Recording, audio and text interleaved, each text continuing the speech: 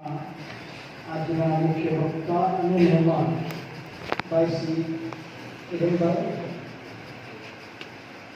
એમની સાથે આવેલા સાથીઓ, મંડળના પ્રમુખ શ્રી શાંતિભાઈ, મંત્રી શ્રી ચંદ્રવદનભાઈ, આચાર્ય શ્રી મહેન્દ્રભાઈ, સ્ટાફ મિત્રો, વાલી મિત્રો, વિદ્યાર્થીભાઈ, આજનો આ સેમિનાર ફક્ત અને ફક્ત વિદ્યાર્થીઓને કેન્દ્રમાં રાખીને જ રાખવામાં આવે છે. વિદ્યાર્થીઓ સમજી આ સેમિનારનો ઉદ્દેશ્ય એક જ છે કે વિદ્યાર્થી જીવનમાં આવતી જે કોઈ મુશ્કેલીઓ હોય, અવરોધો હોય, કે જે તમારા અભ્યાસને આડે આવતી હોય, એ તમામ સમસ્યાઓના ઉકેલ માટે આજનો સેમિનાર રાખીએ અને વિદ્યાર્થીઓને ખુશ તમે કરો, પુષ્પેક બનીને બનો, એટલે મારી નામંકિત કરે છે. વિદ્યાર્થી જ્યારથી આપણે વિદ્યાર્થી જીવનની શરૂઆત થાય ત્યારે વિદ્યાર્થી પોતાની સાથે મોટો હાવ લઈને ફરતો હોય. જ્યારે જ્યારે પણ પરીક્ષાનો કાર્યક્રમ બહાર પડે ત્યારથી તમને પરીક્ષાનો ડર એવો ભયભીત કરી દેશે કે તમે મૂંઝવણમાં આવી જાઓ. મૂંઝવણમાં આવવાનું કારણ એક જ છે કે વિદ્યાર્થી જીવનમાં જો 3 બાબતો તમે છોડો તો ચોક્કસ તમે તમારા લક્ષ્ય આવી શકો. એક આળસ, બીજું અલબેલાપણ, ત્રીજું બહાનાબાજી. આ 3 વસ્તુ વિદ્યાર્થીના જીવનમાં ખૂબ જ અવરોધરૂપ હોય અને આ 3 વસ્તુઓ બહારથી આમંત્રિત કરેલી નથી, અંદરથી આવે છે. આળસ આપણને બહાર આળસનું કામ નથી કરતું, અંદરથી આવે છે. આજનું કામ કાલ પર કરવું અને કાલ પછી ફરી પાછું કરવું અને પછી કદી ન કરવું, એ આપણું અલબેલાપણ.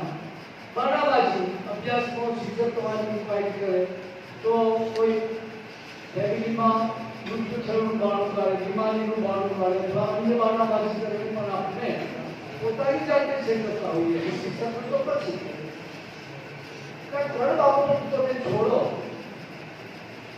તો આ બધાથી આગળ મોટા લાગે છે એવા તમે બની શકો. આ પણ તમારા એવા સામાન્ય વિદ્યાર્થીઓ કરતા લાલબાગુ સાથે સરકાર વડોદરા પટેલ બંનેનું જીવન જુઓ ને, એક સામાન્ય કક્ષાના વિદ્યાર્થીઓ અને મહા મુશ્કેલીથી પારિવારિક એમને એટલી બધી આર્થિક વિટંબનાઓ આપતી છતાં પણ એમને એ વિટંબનાઓને બાજુ પર રાખીને પોતાના ધ્યેયને આપવા માટે એમને સતત પુરુષાર્થ કર્યો અને પુરુષાર્થ કરીને આ અહીંયા અંદર એક તમારી સામે એની છબીઓ રચવા માટે પોતે લાયક બને. આપણને પણ એવું થવું જોઈએ કે મારે પણ કંઈક કરી બતાવવું. જેટલા મહાન વ્યક્તિઓ થઈ ગયા એમને પણ કુદરતે માત્ર 24 કલાક આપ્યા. મોટા વૈજ્ઞાનિકોએ પણ 24 કલાક આપ્યા, તમને પણ 24 કલાક. કુદરતે અન્યાય નથી કર્યો, બધાને 24 કલાક પૂરેપૂરા આપ્યા છે. પણ એનું મેનેજમેન્ટ, સમયનો જે આપણે મેનેજમેન્ટ કરવું એ આપણે કરી શકતા નથી અને સમયે કરેલી જે દૈનિક ચર્યા છે એ પ્રમાણે આપણે ચાલતા નથી, જેને કારણે આપણે અભ્યાસમાંથી કેટલા પાછા પડતા હોય. તમારા વર્ગમાં બેઠેલો સૌથી પ્રથમ નંબર આવતા વિદ્યાર્થી અભ્યાસ રીતે કરે છે એના તરફ નજર નાખો તો તમને ખબર પડે. અથવા કોઈ મહાન ચરિત્ર વાંચો કે જેમાંથી તમને પ્રેરણા મળે, કે જેમાં તમને કંઈ શીખ મળે કે આવું જો કરી શકતા હો. અરે હું તમને એક વાત કરું કે 10મું ધોરણમાં 2 વાર નાપાસ થયેલો વિદ્યાર્થી અને આ સાહેબ એક્ઝામના હજારો માર્કોની મેળવી બેસી જાય છે મોરારી બાપુ, તો કંઈ ભણેલા નથી. ધીરુભાઈ અંબાણીની વાત કરો, એ પેટ્રોલ ફિલિંગનું કામ કરતા. જ્યારે એને કોઈને પ્રશ્ન પૂછે ત્યારે એક વર્ષમાં પેટ્રોલનો માલિક બનીશ એ એમનું લક્ષ્ય. તમે તમારું લક્ષ્ય નક્કી કરો, મારું શું બનવું છે તો બનીને જ રહેજો, પણ માત્ર લક્ષ્ય કરવાથી નહીં. કરેક્ટમાં ઉભા રહીને શિખર પર નજર કરવાથી શિખર આપણે આપી શકતા નથી. You have to go up. ત્યાં તમને ભરવા પડે અને તમે મંજિલ પાસે પહોંચી. ઘણી વાર અવારનવાર તમારી સામે ઊભો છું. આજે ફક્ત આપણે કિરણભાઈને સાંભળવાના છે, પણ મારી એક 3 ત્રણ નામ યાદ રાખજો. તમે તમારા આરએસનું થોડો, અલ્દેલાપણને થોડો અને પાનાવાદીને થોડો. આ ત્રણ વસ્તુને કોરાને મૂકીને તમે અભ્યાસ કરશો તો આ સ્કૂલને અને તમારા વાલીઓને તમે ખરેખર સંતોષ આપી શકશો અને એમના જીવને ખુશી થશે કે મારું બાળક 25 વર્ષ ભણ્યું. ઘણી બધી વખત તમને આપણે બહુ વાતો કરી. હવે આપણે કિરણભાઈને સાંભળવાનું છે. ફરીથી કહું છું, પરીક્ષાના હાવમાંથી આપણે બહાર કેવી રીતે નીકળવું. મને એક પણ વિદ્યાર્થી નોટ લઈને બેઠેલો દેખાતો નથી. કોઈના હાથમાં નોટ નથી, કોઈના હાથમાં પેન્સિલ નથી. આજે કિરણભાઈ તમને વખતે આપણને કંઈક સૂચન કરે તો કેવી રીતે લાગશે? ખરેખર તમારે ધગસ હોવી જોઈએ. કોઈ પેન અને પેન્સિલ પેન અને નોટબુક લઈને જશો કે જેથી તમને જો ઇન્સ્પિરેશન મળે છે નોટ કરો એ તો તમે આગળ શીખેલી જ જતા રહો. પણ અહીંયાથી જે ભાષિત કરવામાં આવે એને ધ્યાનપૂર્વક સાંભળજો, એને અમલમાં મૂકજો તો આવનારી જે માર્ગ પરીક્ષા છે ને એમાં તમે ઝઘડતો વિજય જશો. દાખલા તરીકે તોફાન છે, નાવું છે તમારી સાથે અને તમે સુકાવી છો. કેવી રીતે નાવડાને તોફાનમાંથી બહાર જશો? તમને કઈ દિશામાં કેવું હલેસું માપવું છે કેવું તમને આવડવું છે. હલેસું માપતા શીખો તો ચોક્કસ તોફાન એ તોફા બનીને રહેવાનું છે. વિદ્યાર્થી મિત્રો ધોરણ 10 અને 12 જાહેર પરીક્ષાએ સ્કૂલની પરીક્ષાઓ સમજીને પરીક્ષા અને એનાથી જે માર્ગદર્શન આપવામાં આવે એને સંપૂર્ણપણે ધ્યાનથી સાંભળીને એને અમલમાં મૂકજો. તો જ આગળ અમારા સેમિનારની ફલશ્રુતિ હશે. જે વડોદરાથી આપણી પાસે આવ્યા છે અને એમને વિદ્યાર્થીઓની સામે રહેવાનું ગમે છે કે પોતે જ આવે છે એટલે આપણે એમને સાંભળીશું. પ્રત્યેક વિદ્યાર્થી ભક્તિપૂર્વક ધ્યાનથી સાંભળજો અને જે કંઈ અવરોધો છે આના પછી પણ તમારો કોઈ પ્રશ્ન પૂછવાનો તો પ્રશ્ન પૂછજો, તમે જવાબ આપશો. અસ્તુ.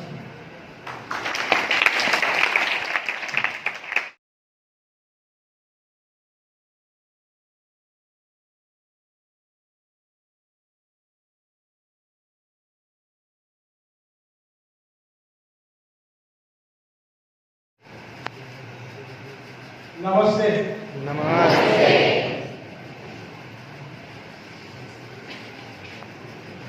મિત્રો, તમારી સાથે આ મળવાનો જે મોકો મને ટીવી પટેલ સાહેબે આપ્યો છે એનો સૌથી પહેલા હું આભાર માનીશ. ઘણી બધી જગ્યાએ જઈએ છીએ પણ આજે એક એવી જગ્યાએ સાહેબ હું આવ્યો છું કે જેની મને ક્યારેય અપેક્ષા કદાચ નહોતી. આટલા મોટા શહેરો સુધી પહોંચ્યા છીએ પણ એક રૂરલ એરિયામાં જવાનો આજે જે મોકો મળ્યો છે એ મારા માટે સૌભાગ્યની વાત છે. અને તમારા સુધી જ્યારે અહીંયા આવવાનો મોકો મળ્યો છે, સાહેબે કહ્યું એમ વિષય આજનો છે પરીક્ષાનો ડર. છે ડર કોઈ? માત્ર બાળકોને પૂછું છું, મા બાપને ડર છે જ નહીં. મા બાપને ધોકો લેવાનો અધિકાર આપણે આપ્યો છે કે એ લોકોને મા બાપને એટલી ખબર પડે કે જો તારા માર્ક ઓછા આવ્યા તો ઘરમાં આવતો નહીં. એવું કહીએ છીએ આપણે મા બાપ? નથી કહેતા? તો તમારા છોકરા નથી. પરીક્ષાનો હાવ સૌથી પહેલા સાહેબે જે વાત કરી એ મને થોડી રીતે લાગુ પડે કે જ્યારે કંઈક આવું માર્ગદર્શન શબ્દ તમારી સાથે જોડાય ત્યારે આપણી પાસે લખવાની વ્યવસ્થા હોવી જોઈએ. આપણે આઈન્સ્ટાઈન નથી કે અહીંયાથી જે બોલાશે બધું જ યાદ રહી જશે. કે એવું કોઈ કે હું અહીંયાથી બોલીને પછી આપણે બેસું અને તરત એ બધું જ બોલી શકે એવું અહીંયા કોઈ છે નથી. કોઈ તો આ પૂછો કરો છે કોઈ? આપણા મનોવિજ્ઞાનનો એક એવો નિયમ છે કે સાંભળેલું પહેલા અડધા કલાકમાં 30% ગાયબ થઈ જાય. કેટલા? કે હું અહીંયા તમારી સાથે વાત કરવા આવ્યો છું, તમારો સામે મને જવાબ જોઈશે. બોલજો તો હું બોલી શકીશ, નહીતર હું અડધા કલાકમાં વાઇન્ડ અપ કરી અને વડોદરા તરફ રવાના. જો તમારે વધારે સમજવું છે, જાણવું છે તો મને કેવી રીતે ખબર પડશે કે તમને આમાં સમજ પડે કે નહીં પડે? હું કોઈ એવી જગ્યાએ તો નથી ગયો ને કે જ્યાં માત્ર બેસાડેલા માણસો છે અને અને હું બોલી જતો રહું તો એ કામ મારું છે. એટલે સામે તમારો પણ રિપ્લાય જોઈશે. હું અહીંયા બહુ લાંબો ટાઈમ ઉભો રહી બોલીશ નહીં, તમારી વચ્ચે પણ આવીશ, કારણ કે આજે મને વ્યવસ્થા છે મોડરેશ મારી છે. બરાબર ચાલશે? હવે આપણે વિષયની શરૂઆત કરીએ. શા માટે આપણે ભણીએ છીએ? આનું શું કરો? શા માટે ભણીએ છીએ? બોલજો, આપણે વાતો કરીએ છીએ, કોઈ ગભરાશો નહીં. અહીંયાથી તમને કોઈ રોકવાનું નથી. મારી થોડી વાત કરવાની રીત જુદી છે.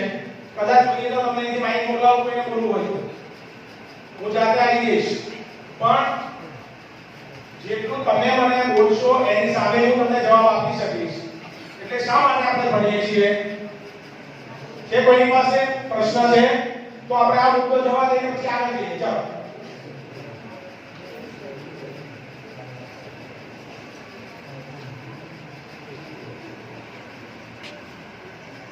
નથી પૂછવું કોઈને? ચાલો. ભણવાનો ઉદ્દેશ આ મંડળ તમારી પાછળ મહેનત કરે છે, ચિંતા કરે છે, તમારી બસની વ્યવસ્થા ક્યારે થશે એની ચિંતા કરે છે, તમને કઈ તકલીફ થાય તો એની ચિંતા કરે છે, અને ઘરેથી મા-બાપ તમને અહીંયા મોકલે છે કે તમે ભણો. પણ શા માટે ભણવું જોઈએ જો મને ખબર ના હોય તો આપણે સમય અને પૈસા બેની બરબાદી કરીએ છીએ. મા-બાપને કહું છું કે તમને ખબર છે તમારા બાળકો શેના માટે ભણાવો છો?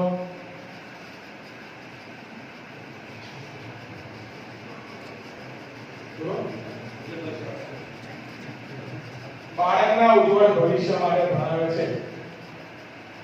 તમારું ઉજ્જવળ ભવિષ્ય બને એના માટે તમારા માતા-પિતા ચિંતા કરે છે, અને તમને ખબર જ નથી કે આપણે શેના માટે ભણવા જઈએ છીએ. સવારે ઘરમાં થી 9 વાગે 10 વાગે સ્કૂલ થાય છે. 9 વાગે ઘરેથી નીકળવાનું, ખભે બેગ લટકાવી અને સીધું અહીંયા આવી જવાનું. ઘરેથી મારું ધક્કો કે સ્કૂલમાં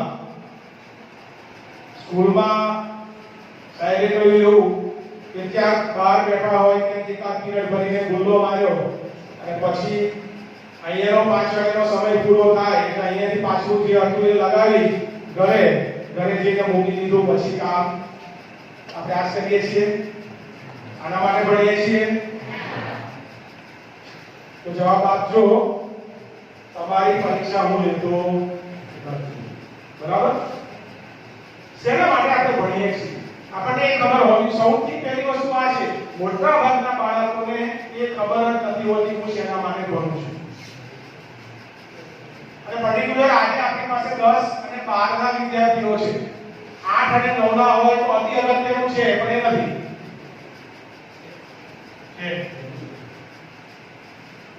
આપણી પાસે એક લક્ષ્ય હોવું જોઈએ કે મારે શેના માટે ભણવું છે. જો મને એ જ ખબર નથી કે હું શેના માટે ભણું છું તો પછી આગળનું પ્લાનિંગ તો કરવાનો કોઈ મતલબ રહેતો જ નથી. રહેશે? તમે ખેતરમાં આખાતી જાય પછી શેની તૈયારી કરો? એક પાક લીધા પછી બીજા પાકની તૈયારી શેના માટે કરો છો? તમને ખબર છે કે આ સિઝનમાં આ પાક લેવાથી આ ભાવ જશે અને આટલો ખર્ચો થયા પછી મને કંઈક આટલું મળશે, તો મારું ઘર, મારા કુટુંબ અને મારા ઘરના બાળકો સુધી હું સારી વ્યવસ્થા પૂરી પાડી શકે એવું વિચારતા છો કે આમ જ ખાલી સવારમાં જે તાળા નાખ્યા રહ્યા અને પછી 4 મહિને કે 3 મહિને જ્યારે પાક પાક્યો કાપી આવ્યા જેવું બને છે? અને છે એવી કોઈના પર કુદરત મહેરબાન? કોઈ વાલીના પર કુદરત મહેરબાન છે કે તાળા નાખ્યા રહ્યા પછી લઈ આવ્યા છે? એવું શક્ય છે? તો આપણે અહીંયા પણ ભૂલ થાય છે. મા-બાપ તરીકે આપણે એ પણ નથી જાણતા કે મારે મારા બાળકને શેના માટે સ્કૂલે જવું. કેટલા મા-બાપને એની ખબર છે કે મારા બાળકનું કેરિયર બનાવવા માટે, એનું ભવિષ્ય બનાવવા માટે એને મારે શું આપવું જોઈએ અને એને શું કરવું જોઈએ એવું ધ્યાન રાખવું જોઈએ? તમારા મનમાં રાખે છે એવું ધ્યાન? તમારા બાળકો કે તમારી પાસે સમય નથી? આ રોકાણ તમારું છે. બાળકનું ભણતર એ તમારું રોકાણ છે. હવે હવે જો રોકાણ તમે વ્યવસ્થિત નહીં કરો, કેર નહીં કરો, ધ્યાન નહીં રાખો, તો વર્તન કેવી રીતે આવશે? બહુ મોટો પ્રશ્ન છે. અને બાળકો સાથે તમને એક બોલાયા છે, આવા મેનેજમેન્ટ બહુ ઓછી જગ્યાએ છે. બેઉને સાથે બેસાડે એવું મેનેજમેન્ટ બહુ ઓછી જગ્યાએ છે, શહેરોમાં પણ નથી.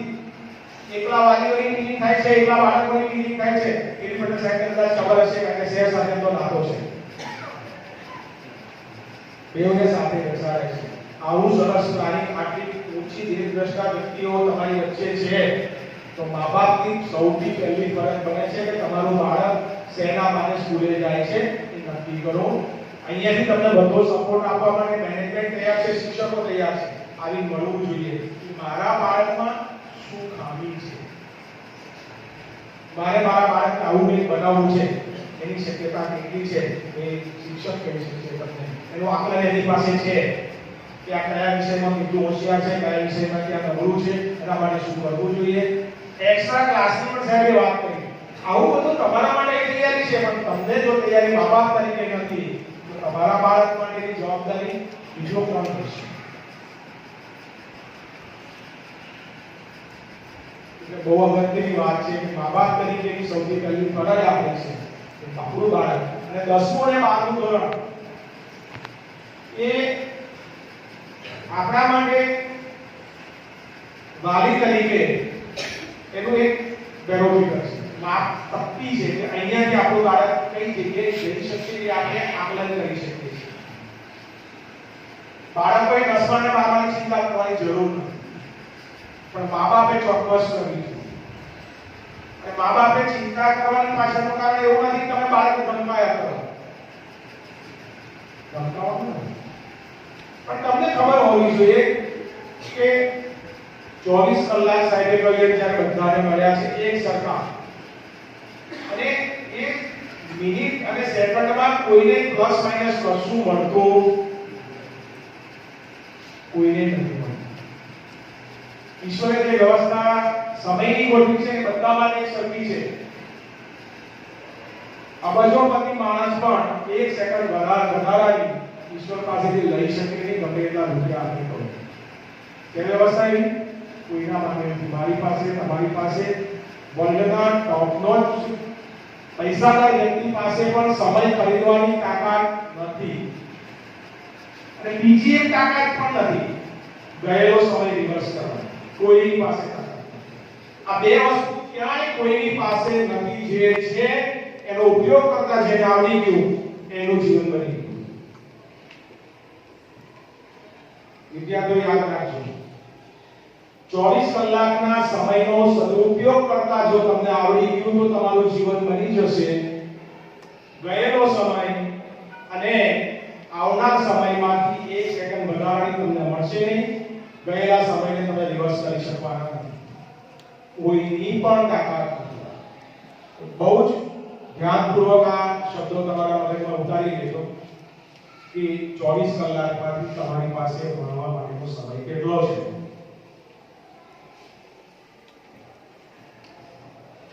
તમારી પાસે 24 કલાકમાંથી ભણવાનો સમય કેટલો છે? વર્ષના દિવસો કેટલા? બોલો જોઈએ. 365 વર્ષના દિવસ કેટલા? 365. 365 દિવસ. અને 365 દિવસ ભણ્યા પછી જ્યારે પરીક્ષા આપવા જવાનું થાય ત્યારે તમે કહો કે આમાં મને તકલીફ છે, ડ્રોપ લઈ લો, અથવા આ વિષયમાં મને સમજ પડતી નથી, તો વાંક કોનો? 365 દિવસમાંથી અડધો સમય તમારો ઊંઘવામાં અને ઘરના કામોની અંદર, તમારા પર્સનલ કામોની અંદર તમે કાઢી નાખ્યો. એટલે 12 કલાકનો દિવસ અને 12 કલાકની રાત્રિ આપણે ગણીએ છીએ. એવું છે તે હું ભણેલો નથી હો, એટલે હું તમને પૂછું એનો જવાબ આપજો, તમને ખબર પડે હું સાચું બોલું છું. બરાબર? એટલે 365 માંથી અડધું શેમાં ગયું? 8 કલાક ઊંઘવાના, 4 કલાક તમારા વ્યવસ્થા ક્રમના એટલે 12 કલાક રોજ જગાડીશ તમારી પાસે. તમને કોઈ ખબર છે ગણતરી મૂકી છે આવી કોઈ દિવસ? મૂકી છે? નથી મૂકી ને? કેટલા કલાક ઊંઘો છો તમે? પાછળ કેટલા કલાક ઊંઘીએ આપણે? 5 કલાક, 6 કલાક, 7 કલાક, 8 કલાક કે 10 કલાક? 6 કલાક. તમારામાંથી કોણ મા બાપ બાળકોને ઉઠાડી સ્કૂલે મોકલે છે? કોઈ મા બાપ ઉઠાડતા જાતે ઉઠીને આવે બધા? બધા જાતે ઉઠો છો? ચોક્કસ? હવે તમારી પાસે અડધો સમય ગયો 8 કલાક ઊંઘવાના, 4 કલાક તમારા રૂટીન કામના, 24 કલાકમાંથી 12 કલાક તમારા 365 દિવસમાંથી હવે કેટલા દિવસ રહ્યા તમારા? ગણો જલ્દી. 10મું ને 12મું છે તો ગણિતમાં આટલું તો આવડવું જોઈએ. હું ગણિતમાં તપાસ કરેલો માણસ છું એટલે તમને પૂછું છું. કેટલા રહ્યા? નથી ખબર? હા પૂછો કરો, બોલો. ચલો મને નથી ખબર, આપણે આગળ જઈએ. બરાબર? હું છોડી દઈશ, તમારા ભરોસે છોડી દઈશ. જો તમને નથી રસ તો આપણે પછી બહુ લાંબુ ખેંચવા મજા નહીં. 365 તો અડધું કરતા જો ના આવડતું હોય તો બોર્ડની એક્ઝામમાં તો ટેન્શન આવવાનું જ છે. 10મા અને 12મા ધોરણના છોકરાઓને 365 ના અડધા કરતા જો ના આવડે તો આપણે શું સમજવું? જો અહીંયાથી એવું કે શરમ આવે છે. મિત્રો અડધો સમય ગયો એટલે અડધું વર્ષ ગયું. તમે ગણતરી મૂકો એટલે કલાકમાં, એટલે મિનિટમાં, એને સેકન્ડમાં કન્વર્ટ કરતા શીખી જાઓ.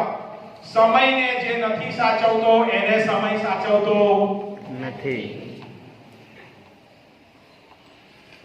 જો કોઈ કિંમતી વસ્તુ હોય, કોઈ સોનું, ચાંદી, રૂપું, ડાયમંડ નથી, માત્ર સમય છે. અને જેને સમયને નથી સાચવ્યો એને સમય સાચવતો નથી. આપણી પાસે એક બહુ સરસ શબ્દ છે. તમે ક્યાંય ભેગા થઈને વાતચીત ગપ્પા મારતા હોય ત્યારે શું કહો છો? ટાઈમ પાસ કરો છો ને? તમે ટાઈમ પાસ નથી કરતા, ટાઈમ તમને પાસ કરે છે. નક્કી રાખજો, ટાઈમ કોઈ દિવસ તમે પાસ કરતા નથી, ટાઈમ તમને પાસ કરી દે છે. કારણ કે ગયેલો સમય રિવર્સ કરવાની આપણામાં કોઈનામાં તાકાત નથી. કે ગયો એ ગયો. once it has gone મતલબ કોઈની તાકાત નથી ખરીદી શકવાની.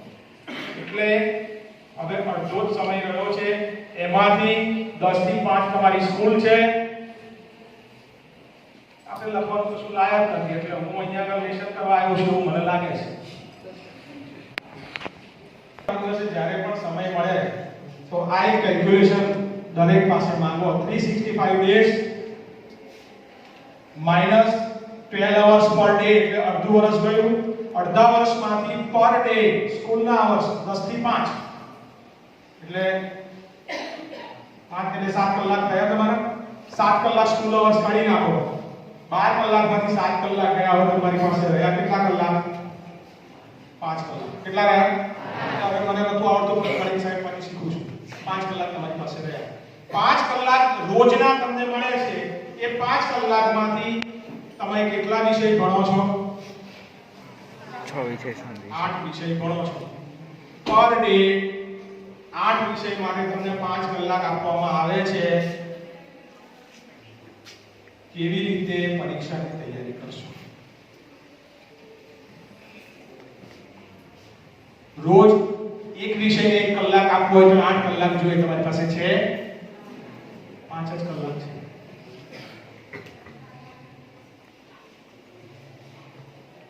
મા બાપ પણ ધ્યાન રાખજો. તમારા બાળકનું શું કરીશું? અને હું એવું માનું છું કે ભણ્યા પછી ખેતી ન થાય એવું નથી.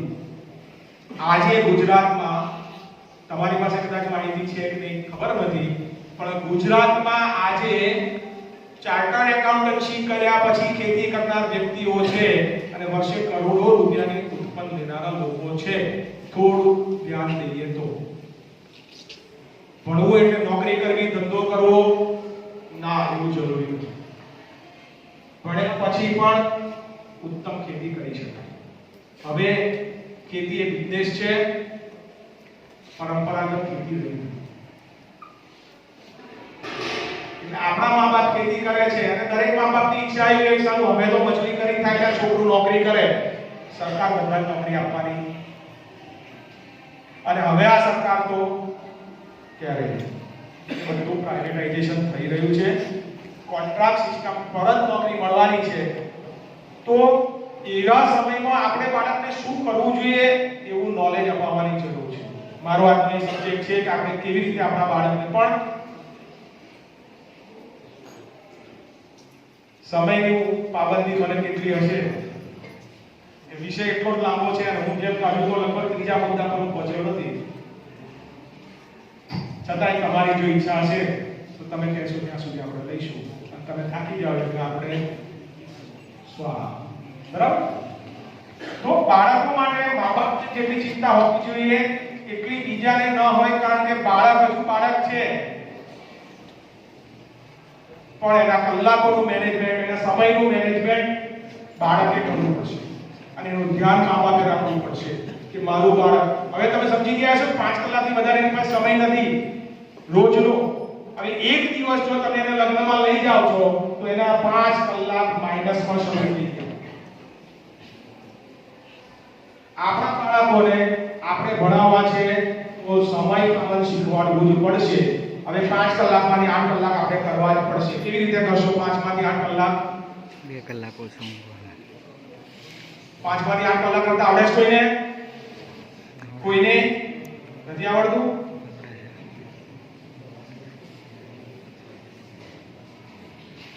પરીક્ષા ચોરી કરતા આવડે છે? નથી આવડતું? આવડે બધું. આપણી સ્કૂલમાં કોઈ છોકરા ચોરી કરતા નથી? ધીમે રહીને કોઈનું પાનું ઓછું કરી લખતા નથી આવડે છે. હું આવડો મોટો એકદમ નતો, હું બી પરીક્ષામાં ગયો છું, ભણ્યો છું, સ્કૂલોમાં ગયો છું, પછી અહીં સુધી આવ્યો છું. એટલે એવું ના માનતા કે મને કશી ખબર નથી પડતી. મારી સ્કૂલમાં હું સ્કોલર સ્ટુડન્ટ હતો એ વસ્તુ અલગ છે, પણ કોઈ એવું કે કોઈ ચોરી નથી જ કરતો, નથી જ કરતી એવું હું માનતો પણ નથી. બરાબર? તો જો તમે પાસ થવા માટે 2-5 માર્કની તમે ચોરી કરો છો, અને કોઈ પણ વસ્તુ તમે સમયની, કોઈના ભાષાની, કશાની પણ ચોરી કરો છો, તેને શું કહેવાય? ચોરી કરે શું કહેવાય? એટલે ચોર છીએ નથી? તો હું એવું કહું છું કે જો તમે ખોટી જગ્યાએ ચોરી કરો છો એની જગ્યાએ સાચી જગ્યાએ ચોરી કરો તો કરશો? હું શીખવાડું ચોરી કરશો? તમે નહીં કરો? કરવાના હોય તો શીખવાડો. હા. શીખવી છે? હા. સમયની ચોરી શીખી જાઓ. શેની? સમયની. તમને 12 કલાક તમારા પર્સનલ જે મળ્યા છે ને એમાંથી સમય ચોરતા શીખો. 12 કલાક તમને જે મળ્યા છે ને એમાંથી સમય ચોરતા શીખો. કેવી રીતે ચોરશો? તો નાઈટ હોય, ચા નાસ્તો કરવાનો સમય તમારો કેટલો ફાળવો છો? 1 કલાક, એને અડધા કલાકમાં કન્વર્ટ કરી નાખો, અડધો કલાક ત્યાં બચશે. હા. એક હેલ્ધી માણસને ઊંઘવા માટે 6 કલાકની બધાની જરૂર નથી. હવે 10 કલાકની ઊંઘ હોય કે 8 કલાકની હોય, 6 કલાક તમે લઈ જાઓ, 2 કલાક બચે કે નહીં? પછી એ 2 કલાક બચે ટીવી પાછળ કે મોબાઈલમાં જવા જોઈએ. હવે સમજો કે તમને રોજ એક વિષય પાછળ 1 કલાક જોઈએ છે, તો મળે કે ના મળે? મળે. આ પ્લાનિંગ, માઇક્રો પ્લાનિંગ જો તમે કરો તો પરીક્ષામાં તમને અત્યારે સાહેબ એવું કોઈ 28મી માર્ચ બોર્ડની એક્ઝામ છે, હું એવું કહું છું કે આવતા સોમવારે તમારી બોર્ડની એક્ઝામ છે, તમે આપી શકો? ના આપી શકે. ના ભાઈ, તૈયારી જ નહીં કરી. મને આવતા સોમવાર પેપર આપજો, હું લખી નાખીશ. કેમ? મારી પૂર્ણ તૈયારી છે. શેની? મને કેટલા કલાક મળ્યા? 4 કલાક હતા અને 4 બીજા ચોરી લીધા આપણે. ક્યાં તકલીફ પડે છે ત્યાં માર્ગદર્શન લઈ લો. જે વિષયમાં તકલીફ પડે છે આટલો સરસ કોઓપરેટિવ સ્ટાફ હોય, તમારા માટે આટલી બધી જો ચિંતા કરતા હોય તો તમને શેની તકલીફ છે? બોર્ડની એક્ઝામ એટલે બહુ જ મોટો હાવ કે મનમાંથી બિલકુલ કાઢી નાખો. પરીક્ષા એટલે માત્ર ને માત્ર એક આકલનનો એક જરિયો છે, સિસ્ટમ છે કે ભાઈ તમે આટલા ધોરણ સુધી ભણ્યા છો તો હવે તમે કંઈ તમારે આગળ કશું કરવું છે, કોઈ લાઈન બદલવી છે તો તમે શેમાં જશો તો એ તમારું આકલન તૈયાર થાય છે. તો એનો હાવ હોવો જોઈએ. પણ કમનસીબી એ છે કે આપણે હવે 3 મહિના રહ્યા પછી મળ્યા છીએ. આ સેશન સ્કૂલ ખોલે તરત થવું જોઈએ.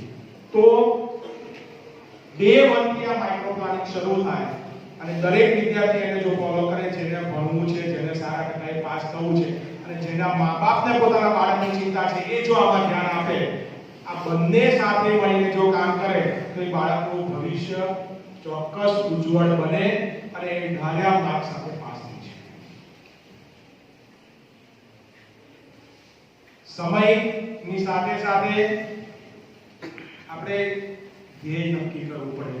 પહેલા તો પૂછું કે આપણે શેના માટે ભણવું એ આપણને ખબર. સારું રિઝલ્ટ કોણે તમારું જોઈએ મારે જોઈએ છે? તો કરી શકાય આજથી એક પણ મિનિટ બગડે નહીં.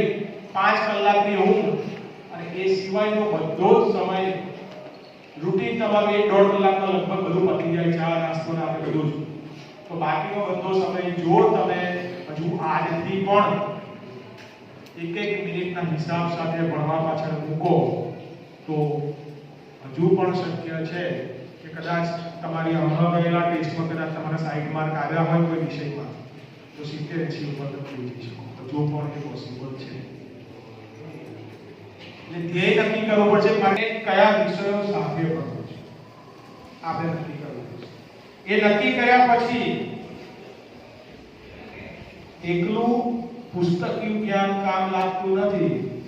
હું આજે લગભગ 3 કે 4 ક્લાસમાં સાહેબે કહ્યું એમ મને થોડો રસ હતો કે મારે જાણવું જોઈએ કે તમે શું કરો છો.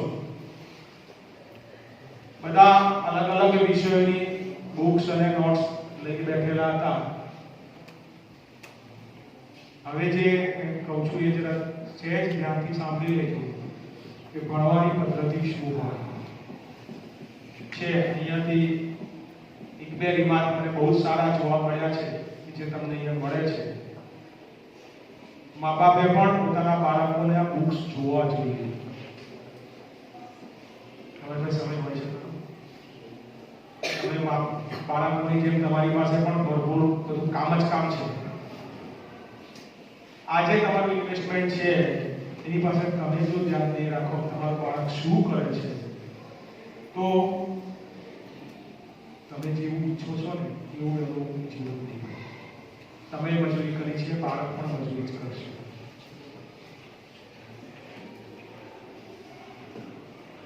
ધોરણ 11 આના વિદ્યાર્થીઓ અત્યારે જો ઉપસ્થિત હોય તો ત્યાં જાઓ તો રસીકરણ માટે પેલા સાહેબો રાખી છે. માત્ર ને માત્ર 11 કરશે. હું કરું તમે કરશો? તમે કરશો?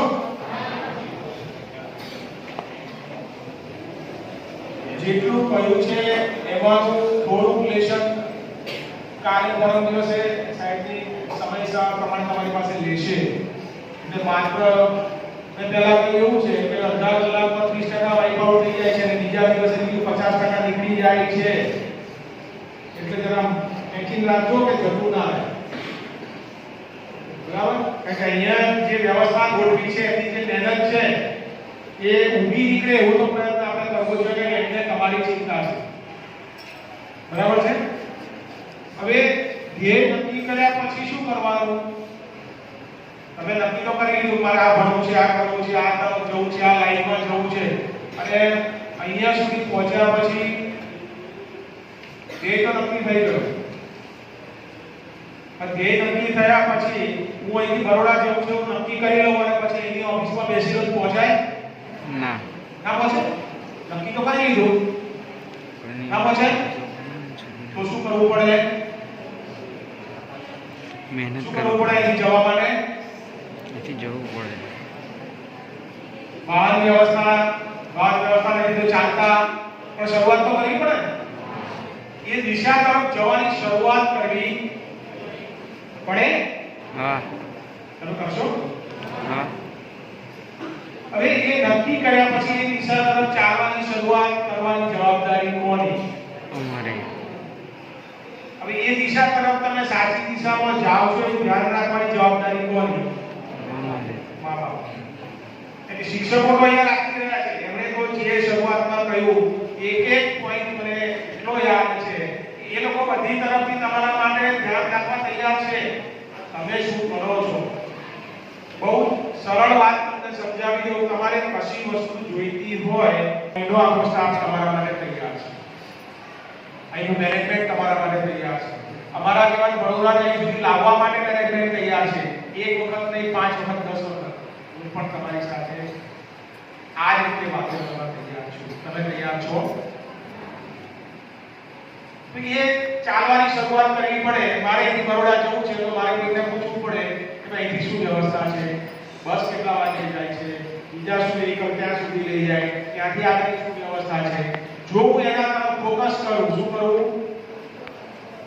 ફોકસ કરું, ધ્યાન કરું, હા મારે આ બધું જવું છે, આ રીતે જઈ શકાય, અને પછી હું આગળની શરૂઆત કરું તો વડોદરા પહોંચાય.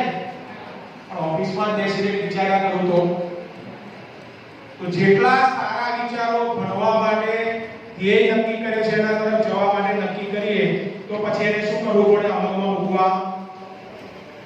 અમલમાં જ્યારે મૂકીએ છીએ ત્યારે સૌથી પહેલો પ્રશ્ન એ આવશે કે અત્યારે જો હું 11માં ભણું છું, 12માં ભણું છું, 10માં ભણું છું, થાય ને? અત્યારે 11 એટલે આપણે કેવી માનસિક દશામાં છીએ કે ખબર છે? પડશે એવી કહેવત છે. બોલો, તમને તો ખબર હશે. પડશે એવી દેવાશે, એવું ને? પણ સાહેબ સામેવાળો એવી જોરથી મારી કે ઊભા જ ના થવાય તો શું દેશો? એવી રીતે એટલે એમાંથી બહાર નીકળવાની જરૂર છે. મારું આખું આયોજન વ્યવસ્થિત હોવું જોઈએ. દરેક સ્ટુડન્ટ્સ પાસે પોતાનું ટાઈમ ટેબલ હોવું જોઈએ. 365 ડેઝ. હું અહીંયા તમને એવું રોકવા નથી આવ્યો કે તમારા ઘરમાં કોઈ પ્રસંગ હોય તમે એટેન્ડ ના કરશો, કરવો જોઈએ. કોઈ સારું નોબલ કોઝ માટે એટલે કોઈ સેવાનું કામ થતું હોય તો ત્યાં જવું જોઈએ.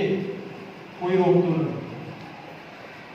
હું એવું નથી કહેતો કે 365 દિવસનું મેં પ્લાનિંગ બતાવ્યું એની બહાર સેટ પણ નહીં જવાનું. ના, એવું નથી કહેતો.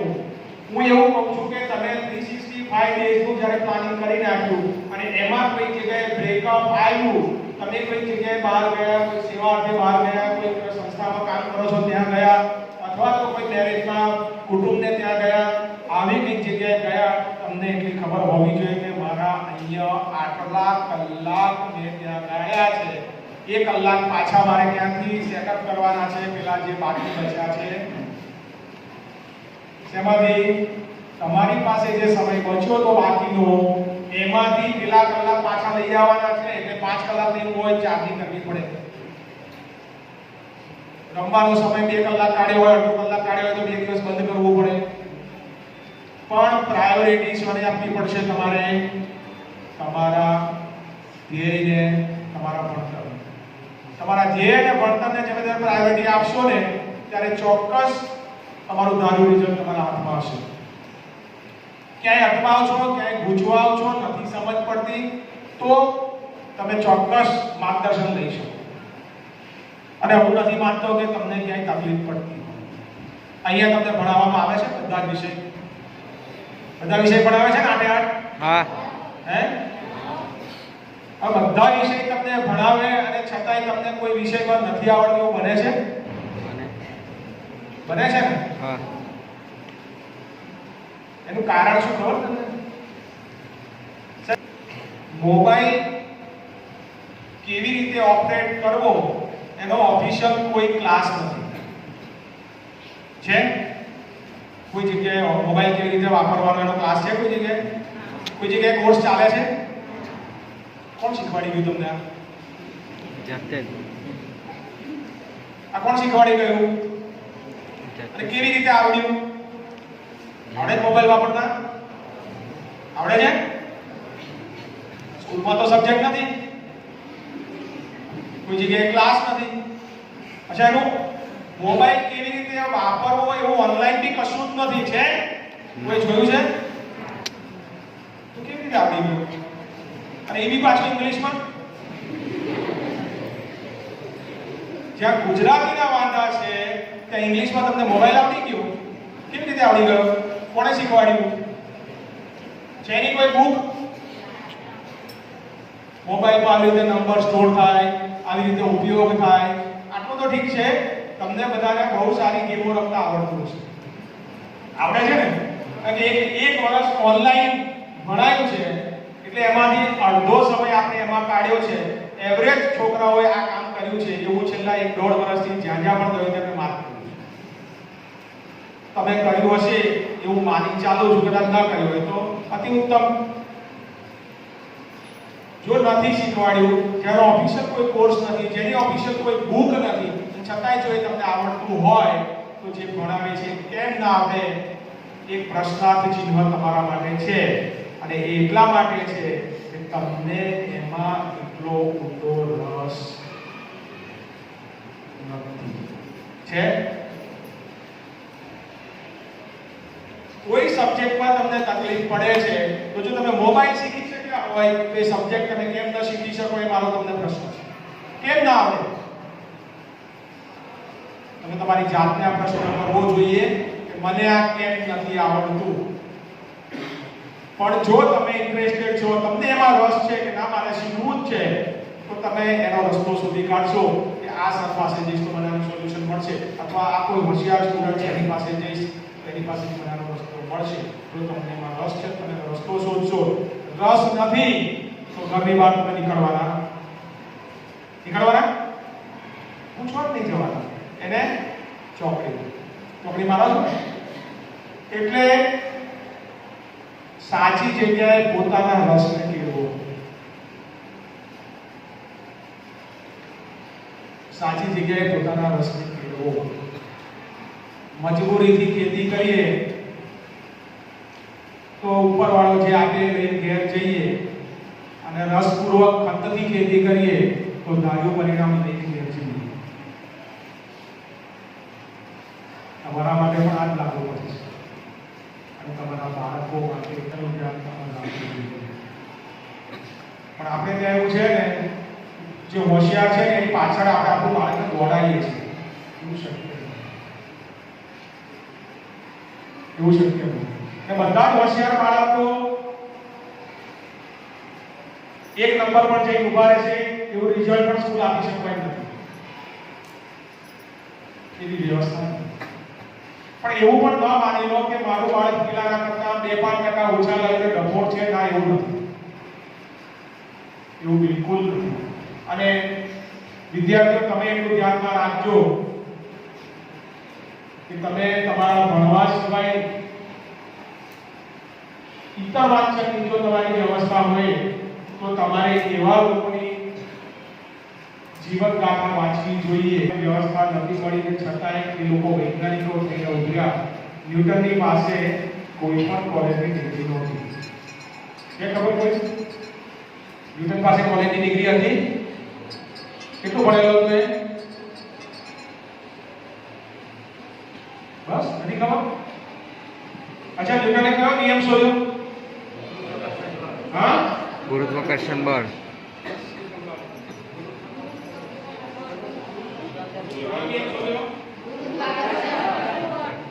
આઈન્સ્ટાઈને શું શોધ્યું? બળ. એની પાસે પણ કોલેજની ડિગ્રી નહોતી.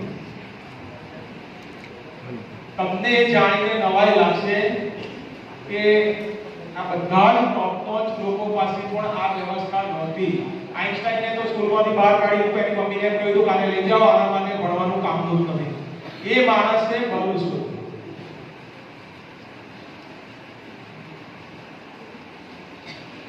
જો વ્યવસ્થા ના હોય અને છતાં આ કરી શકતા હોય તો તમારી પાસે આ બધી વ્યવસ્થા છે. તમારા મા બાપ તમારા માટે પૈસાનો ખર્ચ કરે છે, તમારી પાછળ દોડે છે. આજે એમનું કામ રોકીને અહીં સુધી આવ્યા છે, એમને પણ તમારી લાગણી છે તો જ આવ્યા છે. બાકી કામ બગાડી કોણ આવે? તો આપણી એ ફરજમાં આવે છે કે હું મારા ભણવામાં એવો રસ પેદા કરું, એટલો બધો ઇન્ટરેસ્ટ મને મારા ભણવામાં હોવો જોઈએ જે બીજી બધી બાબતોમાં હોય એના કરતાં એમાં જો વધારે હોય તો પ્રશ્નોનું સમાધાન તમે જાતે શોધશો, નહીં શોધો તો એનો રસ્તો તમને મળશે ને.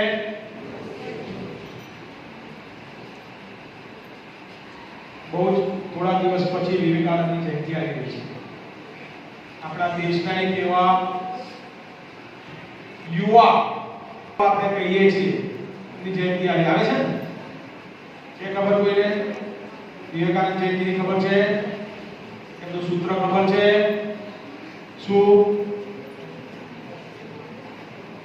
ઉઠો ધ્યેય પ્રાપ્તિ સુધી ઊંઘ્યા રહો. ઉઠાડો તો પાણી તમને પડે. બસ આટલું તમારા નોટના પહેલા પાને લખો. દરેક સબ્જેક્ટના નોટના પહેલા પાને આ લખો. શું લખશો? ઉઠો, જાગો અને ધ્યેય પ્રાપ્તિ સુધી મંડ્યા રહો. હવે એને સમજવાની જરૂર છે. પણ ઉઠાડે કોણ? ઉઠાડે કોણ? જાતે. પછી ઉઠવું અને જાગવું પાછું એમાં બે છે.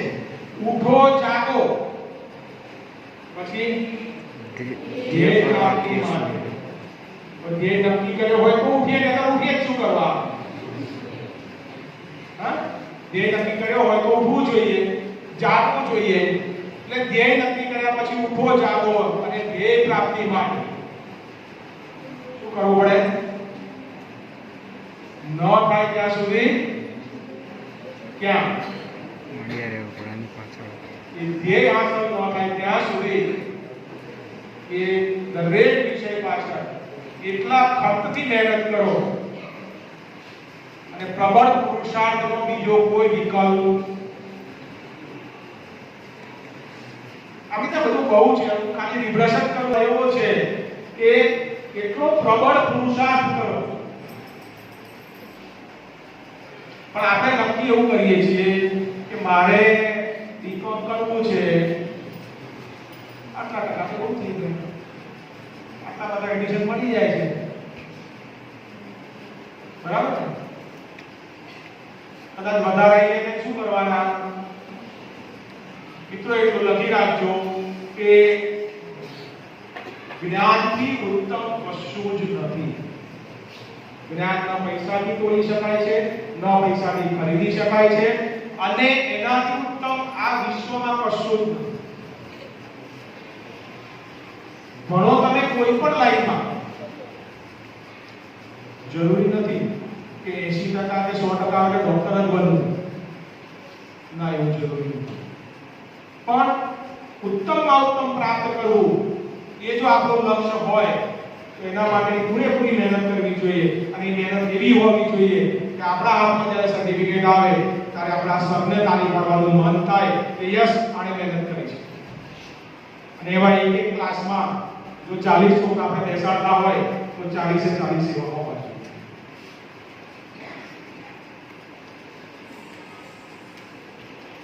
અમે હું જ્યારે ભણતો ત્યારે મારી વાત કરું, અમે જ્યારે ભણતા ત્યારે અમે એક બબે માર્કનું સપ્લિમેન્ટરી જ્યારે સાહેબ ચેક કરવા આપે એટલે અમારી વચ્ચે અમે જ્યારે સપ્લિમેન્ટરી ચેક કરાવ તો અમે સાહેબને જે એવું કહેતા હતા કે સર આ મારી ભૂલ નથી, તમે માર્ક એક ખોટો કાઢો છો. એક બબે માર્ક સુધારવા માટે અમે સાહેબ જોડે ડિસ્કશનમાં જતા હતા. એક બબે માર્ક સુધારવા માટે તમે જાઓ છો? હવે હું એક કેમ ના મળ્યા પછી શું ફરક પડે?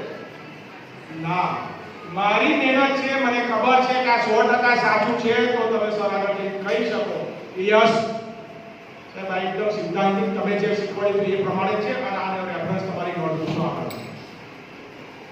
આ તૈયારી, આ મહેનતની તૈયારી જોઈએ તો સફળતા તમારી પાસે છે, તો જ સિદ્ધિ જઈ તેને વડે જે પરસેવેના એ સાબિત કરી શકીએ આપણે. આ બધામાં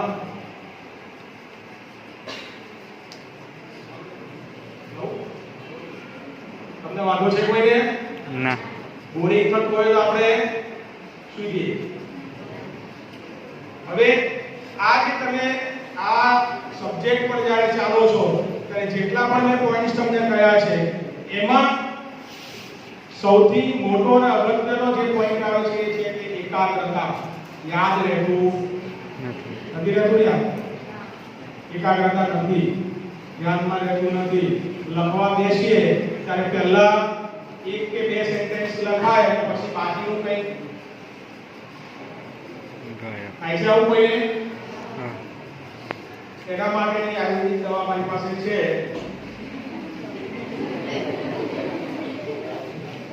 મોંઘી છે અને જેટલા લોકો કમિટમેન્ટ આપશે એટલાને જ આપશે. યાદશક્તિની દવા મારી પાસે છે અને એવી યાદ રહી જશે કે મારી ઉંમરે જશો ને કોઈ તમને 10માં યાદ હશે. મને આજે યાદ છે જે રીતે ન્યૂટન આઇન્સ્ટાઈન હતું તો તમને યાદ છે કે જેને જોઈતું હોય પછી ધીમે રહીને મળજો. જાહેરમાં કોઈને જરૂર નથી, બરાબર? એટલે ખાલી જેને જરૂર ના હોય આપવાનો કોઈ અર્થ પણ નથી. છે કોઈને પ્રશ્ન એવું? યાદશક્તિનો કોઈ પ્રશ્ન છે? બધું યાદ રહી જાય છે ને આપણે વાંચીએ એટલે?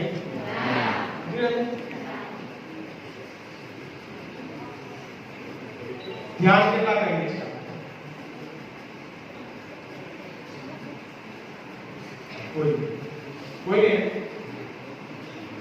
કોઈ પણ ભગવાનના મંદિરે કેટલા જઈએ છે? આ પૂછો કરો. સરળ બધા આ પૂછો કરો, એમાં બીક ના રાખશો. કોઈ પણ ભગવાન તમે જેને માનો છો એ રોજ કેટલા રહે છે? રોજ ડેલી જતા હોય એવા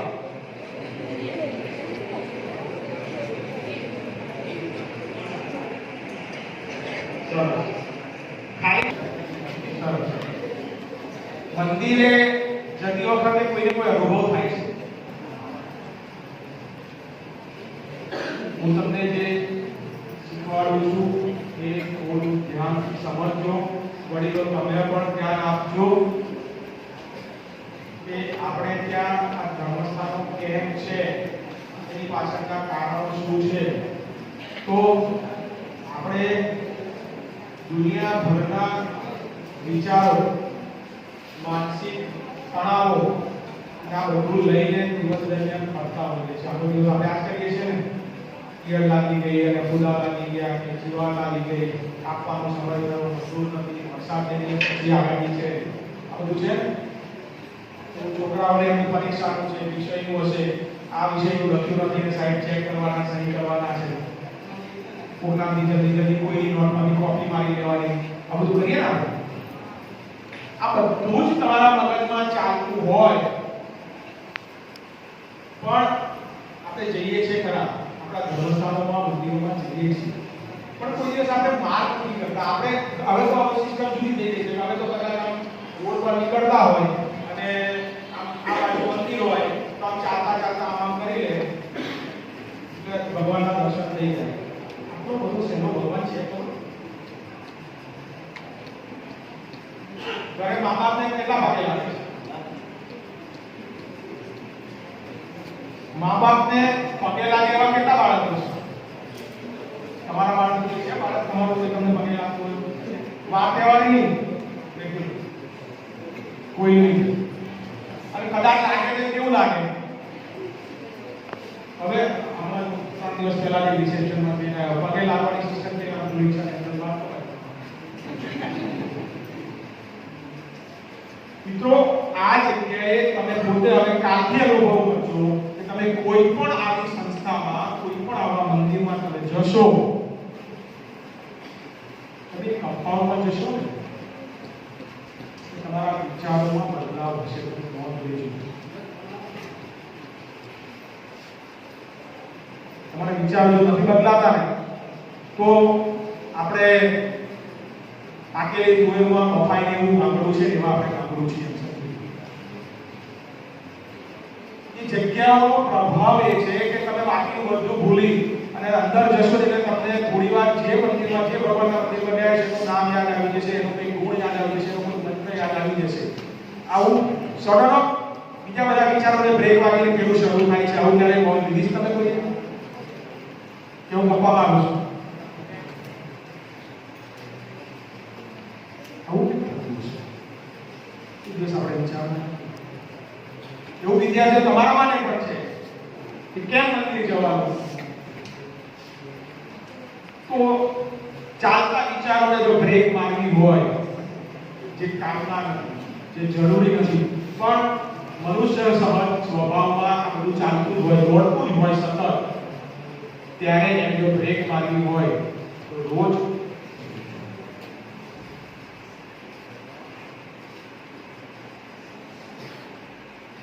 આપણા ગામમાં ઘણા મંદિરો છે કોઈ રિસ્ટ્રિક્શન નથી કે આને આ જગ્યાએ જાઓ બીજી જગ્યાએ જાઓ 5 મિનિટ એના માટે કાઢશો તો એ તમને આખા દિવસનું એક એનર્જી લેવલ બૂસ્ટઅપ આપશે તમને અભ્યાસ આપશે પણ તમારે બાકીનું બધું છોડી ત્યાં જવાનું તમે અંદર જાઓ એટલે જે જગ્યાએ જાઓ છો એને યાદ કરો એને બે હાથ જોડી નમન કરો એનો જે મંત્ર આવતો હોય બોલો થોડી વાર ત્યાં ઊભા રહો અને જે મૂર્તિ જે ફોટો છે એને બંધ આંખોમાં જોવાનો પ્રયત્ન કરો તો 30 દિવસ પછી તમારી એકાગ્રતામાં સુધારો થશે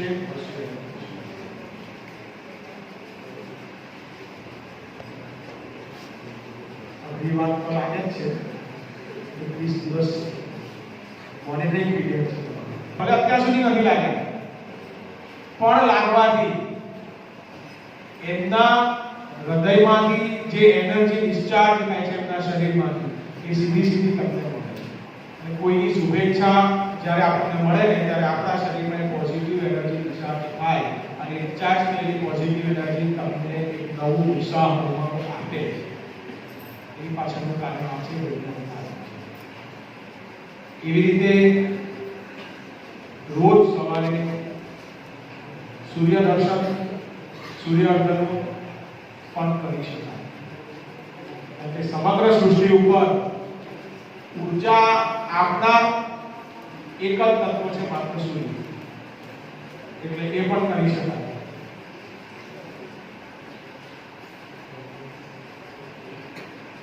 લગભગ 2 વર્ષ પહેલા આજતક ચેનલ ઉપર ડીએનએ કરીને એક પ્રોગ્રામ આવે છે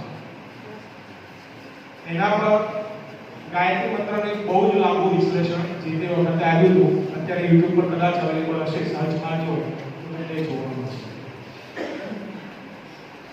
રોજ કોઈ ધર્મ ધાર્મિક કામ તમને શીખવાડતો નથી પણ એના પર એટલા બધા રિસર્ચ થયેલા છે દુનિયાની સૌથી મોટી વૈજ્ઞાનિક સંસ્થા નાસાએ પણ ગાયત્રી મંત્ર પર જેટલા રિસર્ચ કર્યા છે દિલ્હીની એમ્સ હોસ્પિટલમાં દર્દીઓ પર પણ એના પર જે રિસર્ચ થયા છે એનું બધું ઓનલાઈન અવેલેબલ મટીરીયલ છે તમે થોડા તેના તરફ ફોકસ કરો જાણો સમજો કે એ શું જરૂરી છે એ એવું કહે છે કે એક એવો નિયમ છે કે ચોક્કસ જગ્યાએ ચોક્કસ સમયે એ મંત્ર તમે જે મંત્ર બોલો એ પછી ગાયત્રી મંત્ર બોલો કે કોઈ પણ તો એ મંત્રના એ વાઇબ્રેશન એ જગ્યા પર પાછા સાયકલ કરશે એટલે ગઈકાલે 5 બોલ્યા છો આજે 5 બોલશો તો 10 થશે આવતીકાલે 15 થશે પછી 20 થશે 25 એમ એમાં જેટલો વધારો થતો જશે એટલી તમારા શરીરની ઊર્જા શક્તિમાં વધારો થશે આ મંત્ર વિજ્ઞાન સાઉન્ડ થેરાપી અને પૃથ્વીનું સર્કલ સમજાવે છે આ 100% સાયન્સ છે સમજવાનું છે કશું જ કરેલી તમારા કરતા બહુ નાનું છે વધુ સારો કરી શકશો એટલું તમારા ફાયદામાં છે એ પ્રમાણે આગળ વધજો હવે આ બધું જ શીખ્યા પછી જો તમારો ઓબ્ઝર્વેશન પાવર નથી નિરીક્ષણ ક્ષમતા નથી તમે ભણવા આવો છો અને ઓબ્ઝર્વેશન નથી કરતા તમે વાંચો છો અને એનો ઓબ્ઝર્વેશન નથી કરતા શું બોલું ખ્યાલ આવે ઓબ્ઝર્વેશન પાવર નિરીક્ષણ ક્ષમતા તમારી જે હોવી જોઈએ એ જો નથી તો ગાડીઓ લખાણ કરી શકીશું આપણે ત્યાં વાંચવાની ગોખવાની જે ટેવો છે ને એને થોડી હલકી કરો અને રોજ એક વિષય ઉપર તમને 1 કલાક મળે છે તો આજે જે 10 મિનિટનો સમય આપી એમાંથી અગત્યના 5 મુદ્દા લઈ અને એને એક પ્રશ્ન માટે 4 મિનિટનો સમય મળે છે તો 4 મિનિટનો જવાબ લખવાનો છે. બોર્ડની એક્ઝામના વિદ્યાર્થીઓ ખાસ ધ્યાન રાખજો. તમને સમય ખૂટે છે પછી ઘરે આવીને કહેશો પેપર બહુ લાંબુ છે, પેપર એટલા જ માર્કનું હોય અને એટલું જ હોય. પેપર સેટર કોઈ દિવસ એવા નથી હોતા કે તમને બહુ લાંબુ પૂછી કાઢે. આપણી અણાવડા આપણે ત્યાં બીજાના માથા પર ઠોકી દઈએ છીએ.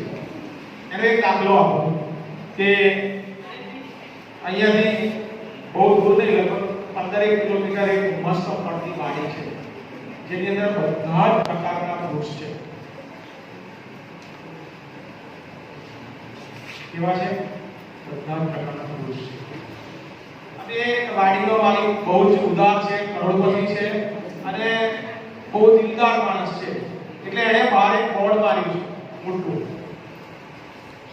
અને ચારે બાજુથી સરસ કવર છે અને ગેટ આફર એણે સિક્યુરિટી મૂકેલી છે. તમે જાઓ એટલે તમારે બહાર વ્હીકલ મૂકી દેવાનું અને એ તમને અંદર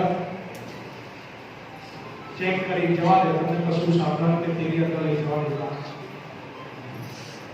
એ ફ્રૂટની વાડીમાં તમે જઈ શકો છો કોઈ પણ જાતના ચાર્જ વગર અને પાકેલા ફળ તોડી તમે ખાઈ શકો.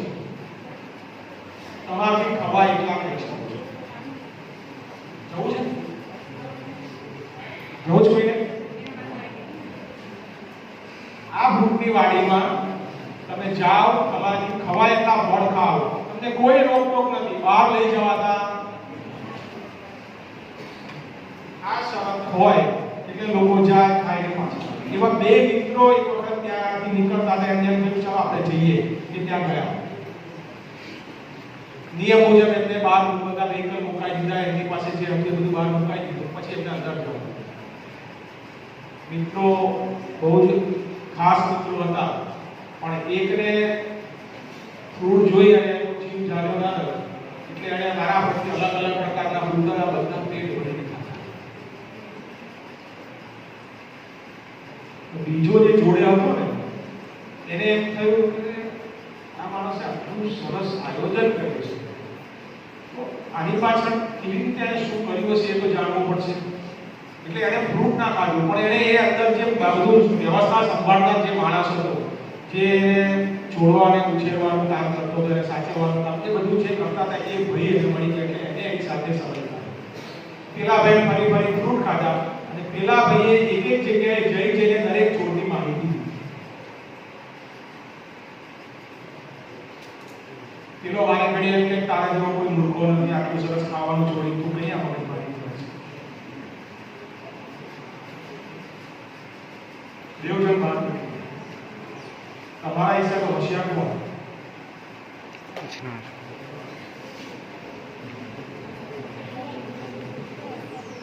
દેવજન બહાર નીકળી ગયા, હોશિયાર કોણ? જેને ખાધું એ એક તો ભરાઈ ગયું, જુદું જુદું ખાવાનું મળ્યું અને પાછું તે પણ મફતમાં.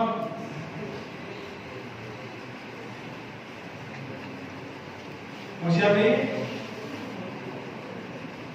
જેને માહિતી લીધી હતી ને એને 2 જ વર્ષમાં પોતાનો બગીચો બનાવ્યો. જેટલી ડિટેલમાં માહિતી જોઈતી હતી બધી લઈને આવ્યો હતો. એ જ પ્રમાણે એને પોતાનો આખો બગીચો ઊભો કરી દીધો. પેલું એક જ દિવસ ખાવાનું મળતું હતું, આ જીવનનો એને ઊભો કરી દીધું. આ તમને પછી નામે લાગુ પડે. સમજાયું કે નહીં? ના સમજાયું?